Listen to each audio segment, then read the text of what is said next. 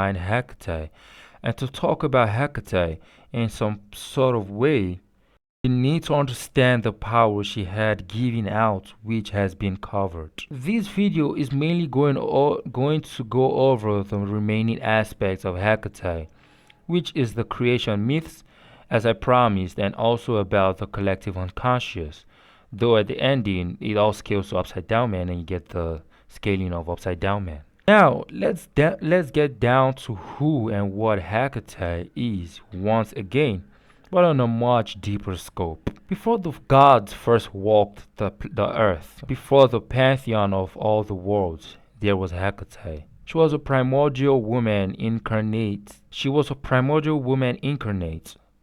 Maidenhood to motherhood, to crone, birth, creation, and death. Her symbol was the full moon, the symbol of mankind's greatest collective unconscious. They talk about the aspects of her splitting her power in five, which if you're watching this then you understand the whole concept already from my Wonder Woman video. Now, for those who don't understand what I just said, in brief, because we will go deeper, Hecate existed before creation and she is the collective unconscious, which as she came, she birthed crone, which is basically age, as an ugly old woman. She birthed birth, and she as which is under the following, which is creation and death. Humans came from this creation in which mankind came with the concept of the collective unconscious,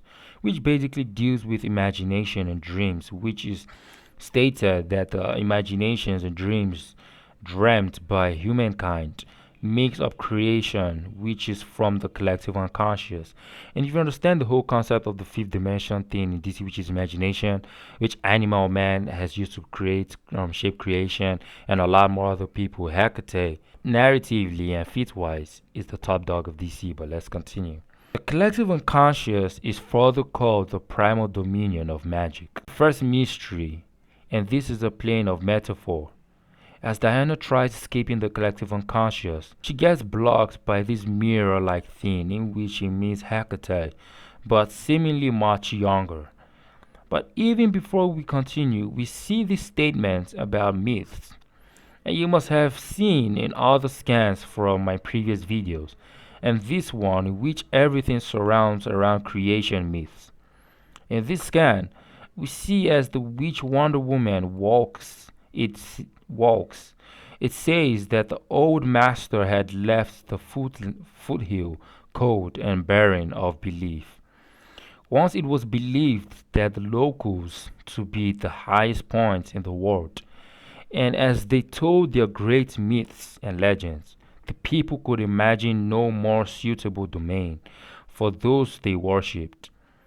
The witch mark tore it open and with ease, and basically this just summarizes with everything from the get-go, as the collective unconscious is Hecate, which birth creation via mankind's imagination, and dreams which give birth to beliefs of these gods, which takes us further into the origins of Hecate, back to Wonder Woman trying to leave the collective unconscious. We see Hecate explaining, and she says that in the beginning there was magic. It was raw then, or burgeoning lights, or quickly expanding lights of possibility surrounding the still forming multiverse eons later. Some would call this the God's Fair, but this story begins long before the gods. It begins when life was new and the first beings dreamt of the impossible. When from the magical light, the first being shaped herself into the cosmos to play in a realm of sheer possibility and delight, where any thoughts could be made real. It wasn't long before the girl noticed that she wasn't alone in the dark. Beneath the sphere of the gods, there was a darker, other place tied by the darker other multiverse. As she formed from the light, he formed from the darkness upside down, staring at her. and she was frightened. So she created a barrier to protect her beautiful realm from the possibility solid of horror. To remove the image of this horror out of her mind, she visited Earth, the center of the new multiverse, and to watch it grow. She would give her magic out to see the possibilities humanity could carve. They gave her a name which meant far off, and that name is Hecate. And as humanity grew, its beliefs grew as well as they hardened it to stricter forms, and the realms around her started to splinter off bold new forms, and great houses of pantheons were formed, with their own unique mysteries and power. Each pantheon tried to win her over and believed in their own creation myth, and thought she was subsidiary or less important to their story.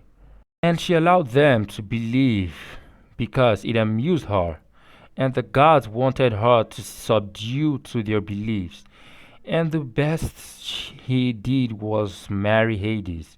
The best she did was marry Hades, or just she was his fiancée or her fiancée. As they welcomed her, but they knew her power exceeded theirs, and they thought she would subdue, but instead she became the goddess Hecate of magic.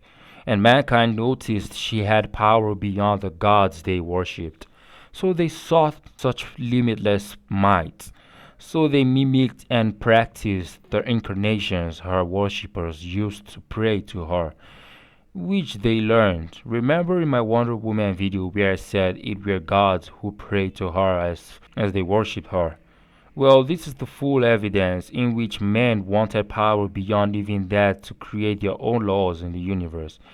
And as she prayed to her own creations, who once prayed to her, she prayed for release.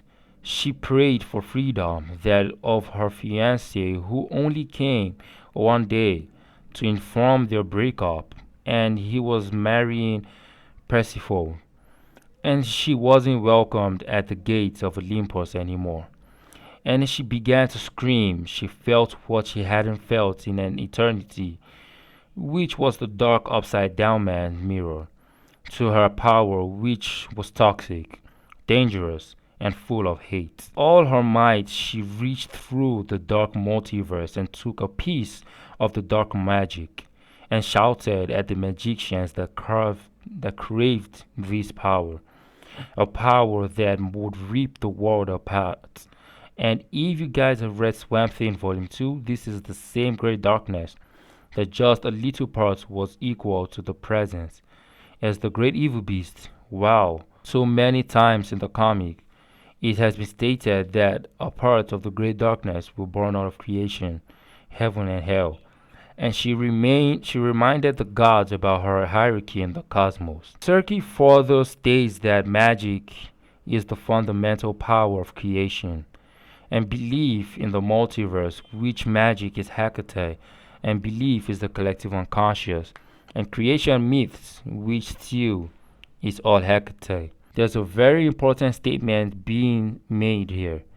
She says they have been trapped in this primordial darkness on the spiritual borderland of the multiverse. Now, this is important because we have already seen Multiverse 2, which the overvoid is infinite and could hold possible infinite multiverses, which says primordial darkness, meaning that the primordial darkness is most likely Brahma Pralaya, or is Brahma Pralaya, which will be further explained in my third cosmology video. Or I might make a whole video on Pralaya. And as they say further, that magic has always been shaped by belief, and her friends believe in her, which gives them an opportunity, meaning as we have been saying and as we have been saying, and it's just too direct and blatant. Hecate is magic, creation myths, the dreaming, she's creation. Everything which makes the collective unconscious, and that belief and that belief of her friends, while she holds most of the power of Hecate, makes Wonder Woman the most powerful person right now, as Constantine says, and she's the collective unconscious at this point, making them have a chance at getting her back. And Hecate, with less than her power, gets devoured by her true opposite. The next threat prepares, which is Circe, and we get her own video. Now, how powerful is Upside Down Man? He was able to kill Swamp Thing and Constantine, which is a very impressive feat considering the fact Swamp Thing is the guardian of the Parliament and has fused with most elementals, which gets a high which gets as high as High Alto Versal. With a little part of the Great Darkness, he was going to burn down creation, which Hecate did borrow his power to do so, and it is stated about twice. He can also affect people from the dreaming because of the collective unconscious. He is the strongest of the other kind, which exists in a sphere that is above the dark multiverse, which is opposite of the light multiverse, but it is larger as a little part of it will burn out of creation. And in my present video, you will get more insights on this as well as my Swamp Thing video. As you can see in the same scans, they will break the barriers and reality will shatter.